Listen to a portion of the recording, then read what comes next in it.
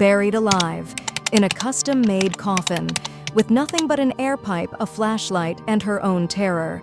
This is not a horror movie. This is the true story of Barbara Jane Mackle, a 20-year-old college student who was stolen from her motel room and entombed beneath the earth for ransom. What happened in those 4 days underground shocked the nation, not just for its cruelty, but because she survived. This is the terrifying story of the girl who was buried alive and lived to tell the world.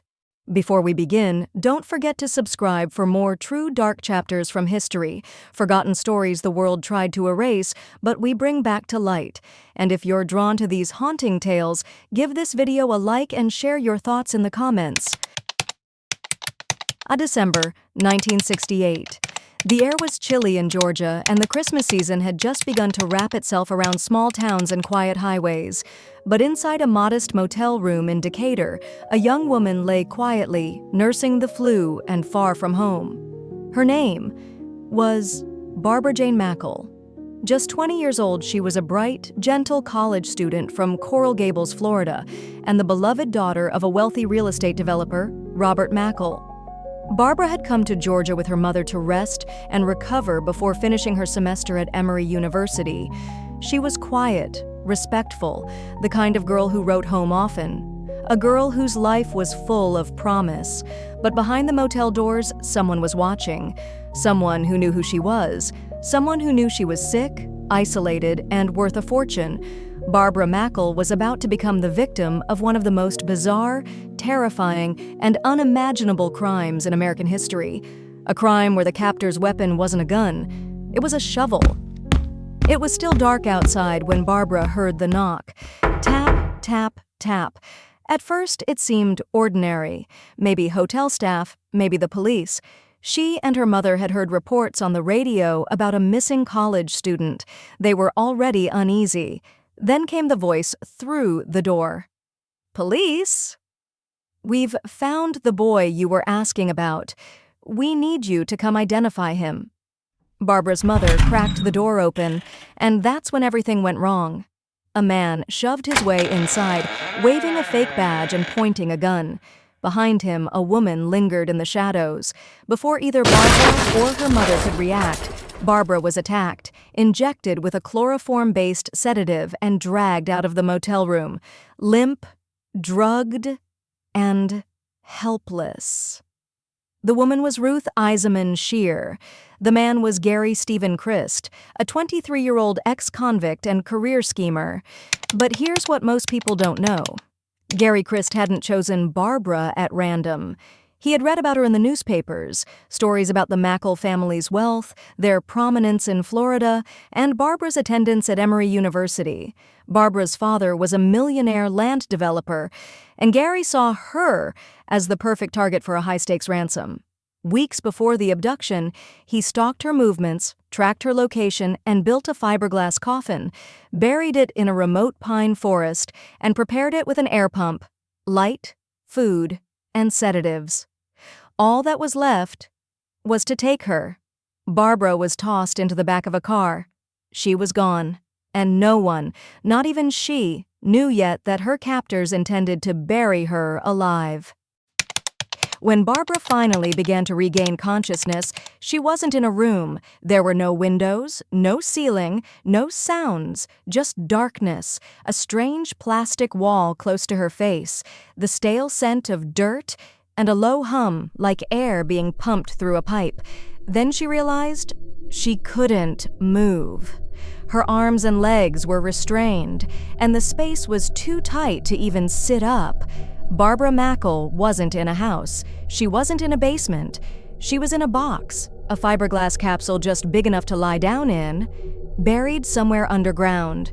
Around her were a few carefully placed supplies, a bottle of water mixed with sedatives, a small fan for air circulation, a dim light bulb bolted to the ceiling, and a note, written by Gary Christ. It read, "This box is waterproof and contains enough food and air for about 7 days.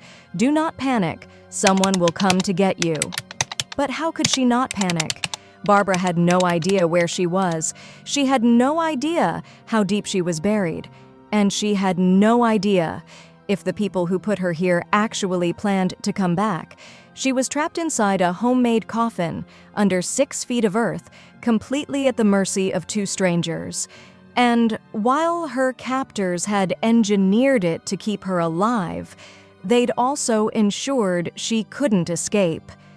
Above her, the world continued on, unaware that a young woman was lying in the dirt, listening to her own breath and trying to stay sane.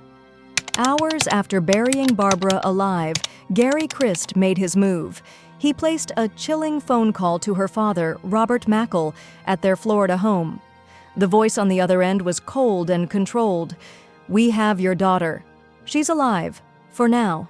If you want to see her again, you'll pay us $500,000 in cash." The message came with a warning. She's underground. She has food and air for about a week. Don't go to the police, or she dies. But Robert Mackle didn't listen.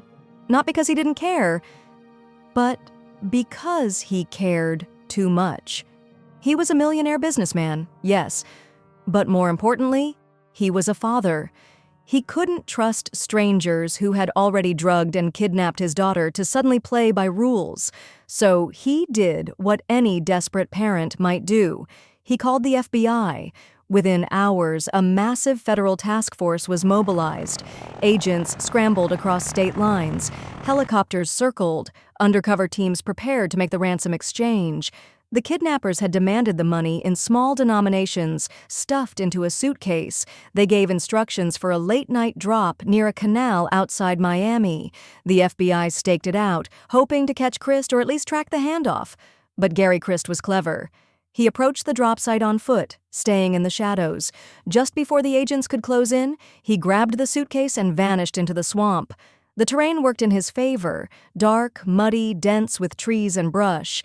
He slipped right past them. The first ransom drop failed. The money was gone. The kidnappers were gone. And Barbara? Still underground, still waiting. And now the FBI was racing the clock and had no idea where to even begin digging. The walls didn't move. The air tasted stale. Time meant nothing. For over 83 hours, Barbara Mackle lay in her fiberglass coffin beneath the Georgia earth, alone, awake, and buried alive. She couldn't stretch her legs, couldn't sit up, couldn't scream. Her only company was the low hum of a small battery-powered fan, keeping air moving through a plastic pipe that snaked to the surface. And she had no idea, none, if it would keep running.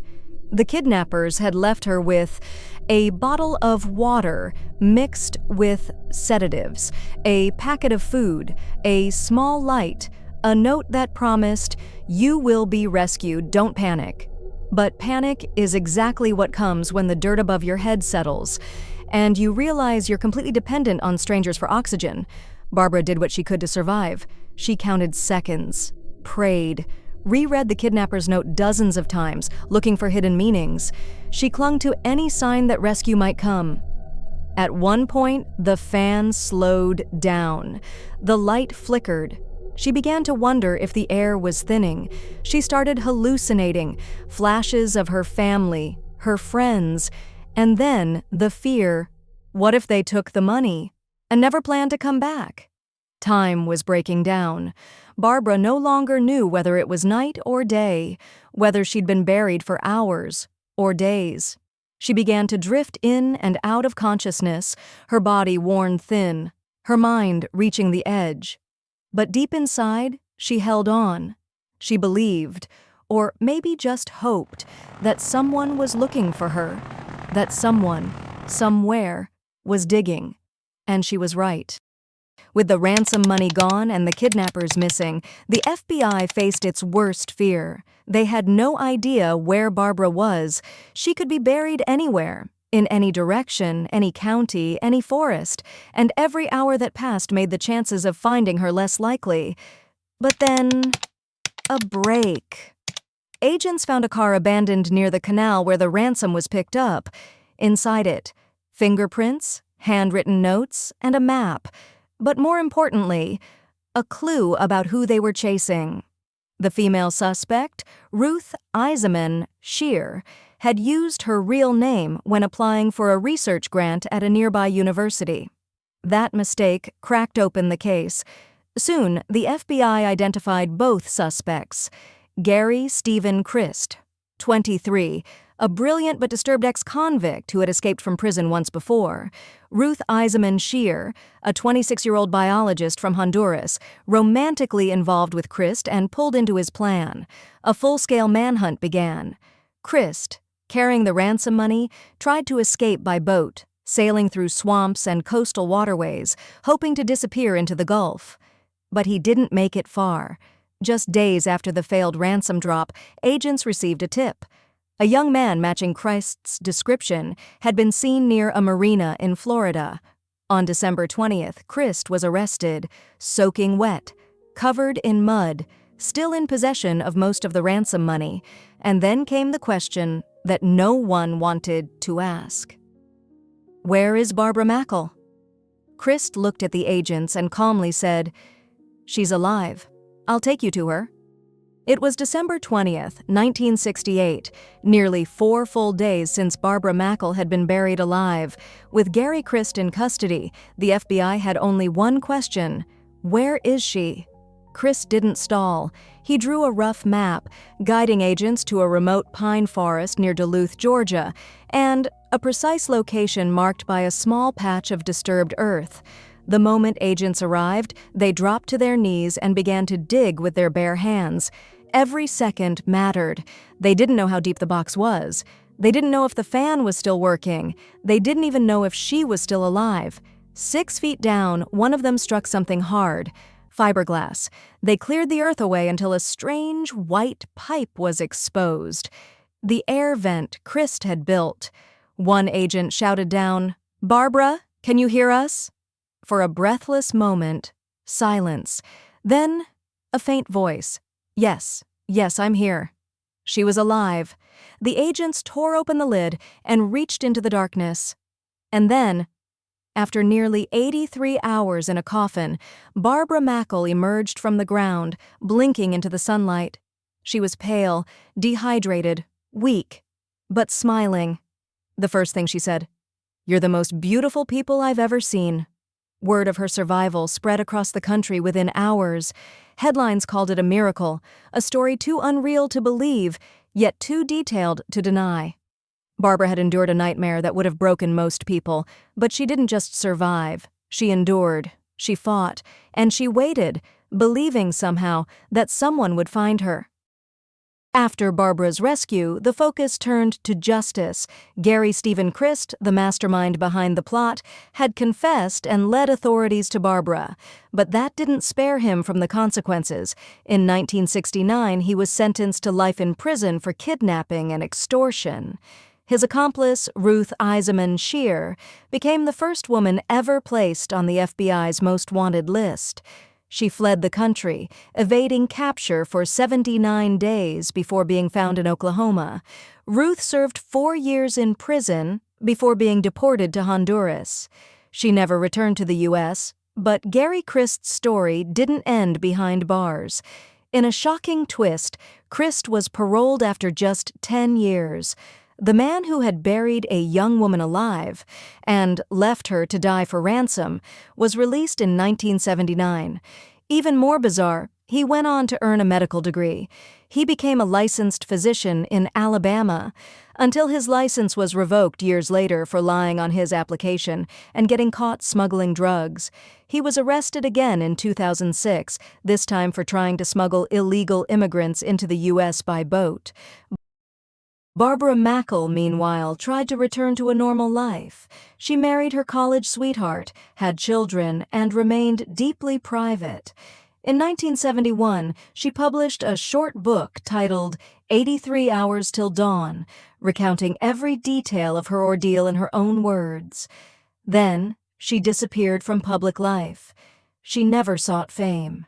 She never appeared on talk shows. She had survived something unspeakable and chose to leave it in the past. The story of Barbara Mackle is not just about survival, it's about endurance, about belief in rescue, and about the terrifying extremes of human greed.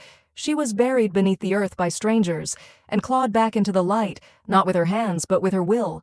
And though the ground closed over her, the world opened back up again. She lived.